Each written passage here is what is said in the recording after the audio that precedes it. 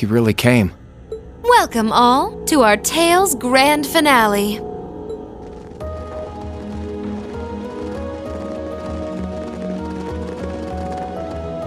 We're here, Crow.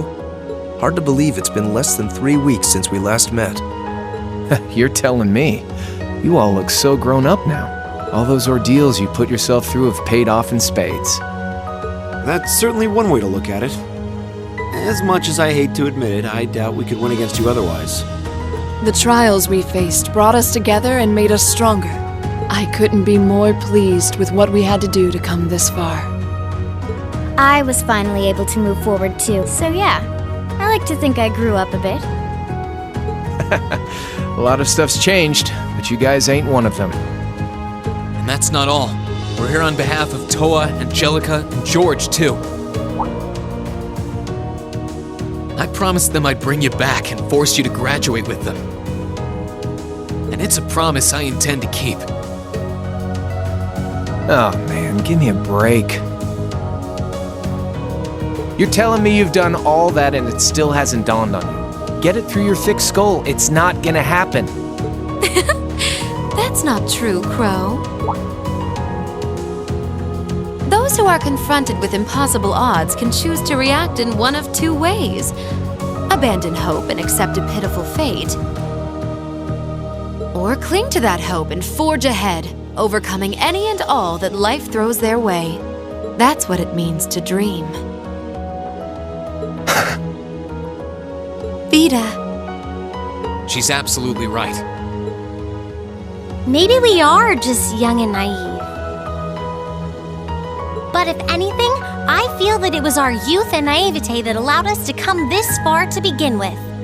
And we've done it without losing a single member along the way, carrying the hopes of everyone we've met with us. I'd say that's pretty amazing, wouldn't you? And for that, I don't see any harm in dreaming of the tomorrow that we all want to come. No one can say that the chances of it happening are zero after all. And all things considered, I'm in something of a difficult position as well. So I sincerely hope you don't think yourself some special snowflake compared to the rest of us. Yeah, join the club. My background's all weird too. So spit it out. Tell us what you really want. You can deal with all the crappy stuff later. Honestly. You may have joined the Academy to stop people from working out your true identity, sure. But you made a big mistake by letting yourself get wrapped up with a bunch of softies like Class 7. Yeah, no kidding. You guys would haunt me to the ends of the earth, wouldn't you?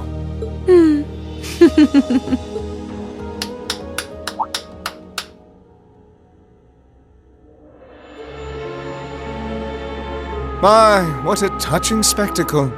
You work tirelessly to pursue the impossible together. You lose yourself in the passion of the moment. Innocence truly is the privilege of the young. Duke Cayenne. Oh, that's His Highness the Crown Prince. He's been blindfolded. Have you no shame? And what's that huge red thing behind him?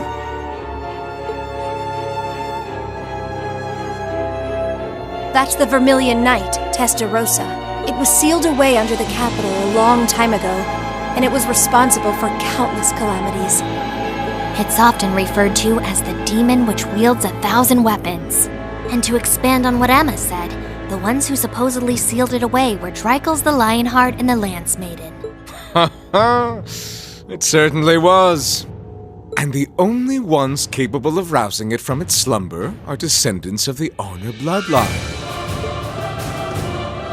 Thus, why His Highness has so graciously chosen to cooperate with us. Duke Cayenne, surely you realize how utterly disrespectful you are being. I have a little dream of my own, you see. A dream my ancestor was unable to reach in his lifetime. One that I will make a reality in his place. A dream? What ancestor? Wait, was this ancestor alive during the War of the Lions? Precisely! Emperor Orthros Raise Arno. born to the first of the Emperor's secondary wives, the daughter of a duke. He occupied Heimdall at the time of the War of the Lions, but fell to Dreikl's and became known as the False Emperor. And I inherit his blood. Impossible. I had no idea that the Cayenne family were descendants of the False Emperor.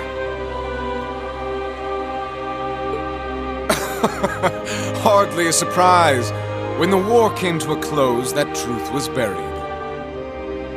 I suppose it was Emperor Dreikl's way of trying to avoid any further conflict among the nobles. But not a day, not one day in all these years has my family forgotten the sheer humiliation. And so I dreamed of a future where I would take back the Vermilion Knight and this infernal castle. The proofs of ownership over this city that Emperor Orthros had disgracefully stripped away. That's all? You occupied Heimdall and started a civil war, and that's your reason? Well, the Chancellor's death was desirable regardless, and the Society's diva provided invaluable assistance. The Imperial Liberation Front proved to be serviceable pawns. The Azure Awakener managed to awaken his knight. The time was right in all regards.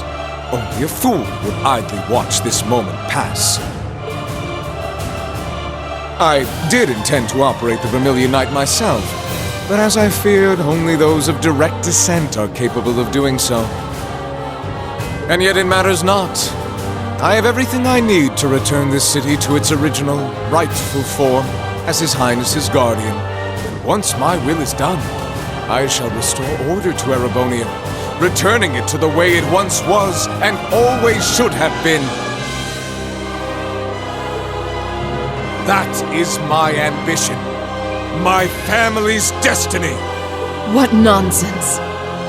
He doesn't care about anyone but himself.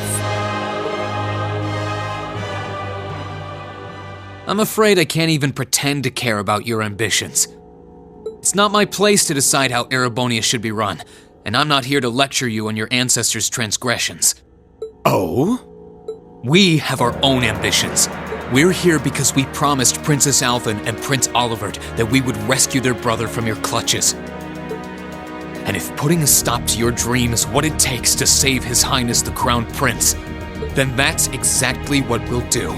You impudent little...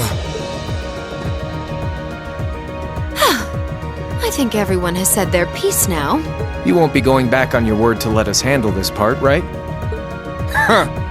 Do as you wish. It should provide some light entertainment until the ritual is complete. I expect to be amused.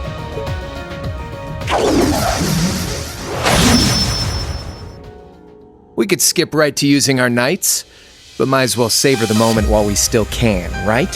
So for the opening act, I'll fight you as I am now. Crow versus Class 7. Crow.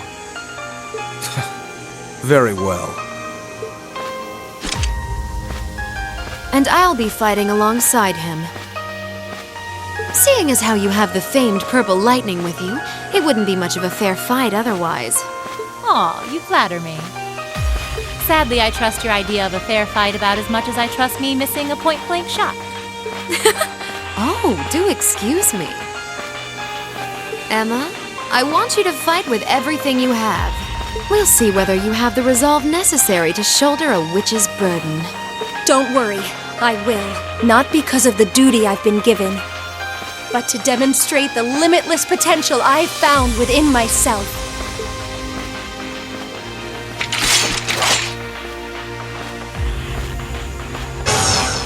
As the last remaining member and leader of the Imperial Liberation Front, I'm gonna make our very last fight one to remember. And as the one tasked with guiding you to the end, I think it's time I did just that. A combat link? They can do that? It makes no difference to us. Class 7, ready yourselves!